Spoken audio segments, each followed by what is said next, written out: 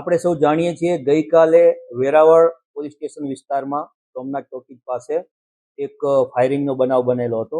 આ ફાયરિંગનો બનાવ બનેલ હતો એમાં જાવેદ તાજવાણી ઉર્ફે જાવેદ વાંદરી ઉપર ફાયરિંગ કરવામાં આવ્યું હતું અને આ ગોળી અને હેડશોટ એટલે કે માથામાં કપાળના ભાગે જમણી આંખની ઉપર વાગેલી હતી અને આ બનાવને પરિણામે પહેલા વેરાવળ પોલીસ સ્ટેશનમાં હત્યાના પ્રયાસનો ગુનો નોંધાયેલો હતો અને ત્યારબાદ આ જાવેદ તાજવાણી ઉર્ફે જાવેદ વાંદરીને પહેલા સરકારી હોસ્પિટલ, પછી મલ્ટી સ્પેશિયાલિટી વિમ્સ હોસ્પિટલ અને ત્યારબાદ વધારે સારવાર માટે જુનાગઢ ખાતે ખસેડવામાં આવ્યા હતા અને આ સારવાર દરમિયાન માથામાં ગોળી વાગવાની ઈજાના કારણે તેમનું મૃત્યુ થયેલ છે અને આ સમગ્ર બનાવ હત્યાના બનાવમાં પરિણમ્યો હતો.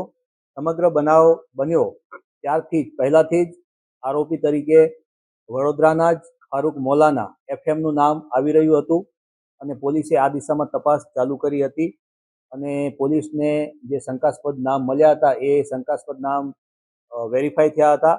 ત્યારબાદ પોલીસે સોમનાથ જિલ્લા પોલીસ દ્વારા લગભગ 6 જેટલી જુદી જુદી એલસીબી અને એસઓજીની ટીમ બનાવી ફારૂક મોલાના અને એના સાગરીતોને પકડવા માટે આખા જિલ્લામાં જુદી જુદી જગ્યાએ રેડો કરવામાં આવી હતી અને લગભગ વહેલી સવારે 3 થી 4 વાગ્યાના અરસામાં અમારી એલસીબીની ટીમોને આ આરોપીને તમામ ચારે ચાર આરોપીને પકડવામાં સફળતા મળી છે અને એમના હત્યામાં જે હથિયાર વપરાયું છે, જે દેશી કટ્ટો પિસ્તોલ જેવું એક હથિયાર છે, આ પણ કબજે લેવામાં આવ્યું છે.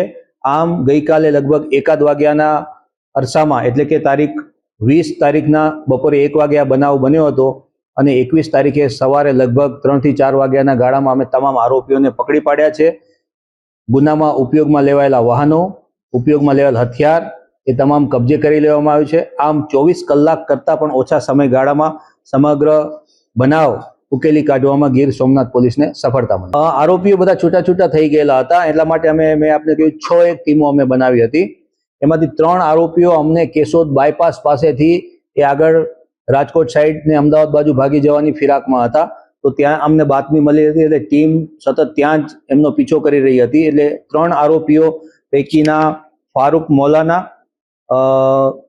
અનીસ રહેમાન કુરેશી અને સમીર ઉર્ફે બાલી યુસુફ, આ લોકોને 3ને કેશોદ બાયપાસ પાસેથી અને આરોપી નંબર જે 2 છે જે જાવેદ ફારૂક મોલાના છે, આને અમે તલાલા પોલીસ સ્ટેશન વિસ્તારના ઉમરેઠી ડેમ જંગલ વિસ્તારમાંથી પકડી પાડ્યો છે. આ બનાવનું મુખ્ય કારણ આમ તો જે જાવેદ તાજવાણી ઉર્ફે જાવેદ વાંદરી છે એ પહેલા આ મોલાના છે એફએમ કહેવાય છે, એફએમ તરીકે કુખ્યા છે વિસ્તારમાં, એની સાથે જ કામગીરીમાં હતો.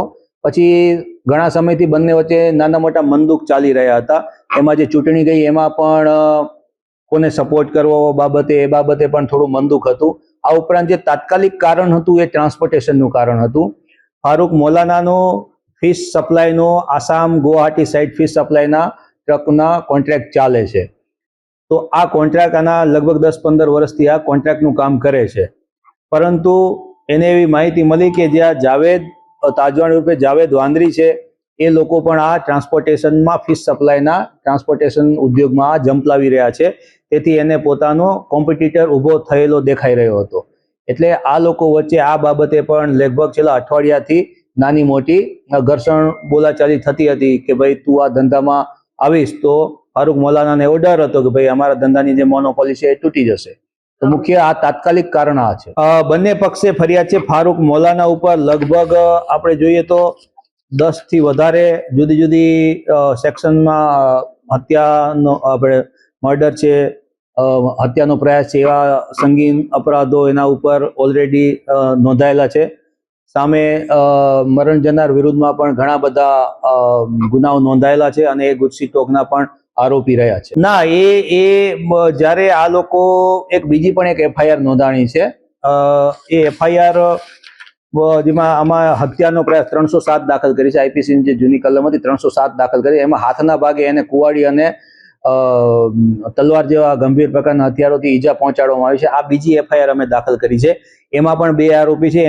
એમાંના એક આરોપી છે રફીક કરીને, એને અમે અરેસ્ટ કરી લીધો છે. એમાં એક આરોપી અરેસ્ટ કરવાનો બાકી છે. તો એ આ ઘટનાને જ સંલગ્ન ઘટના છે, એ કોઈ બીજો અલગ બનાવ નથી.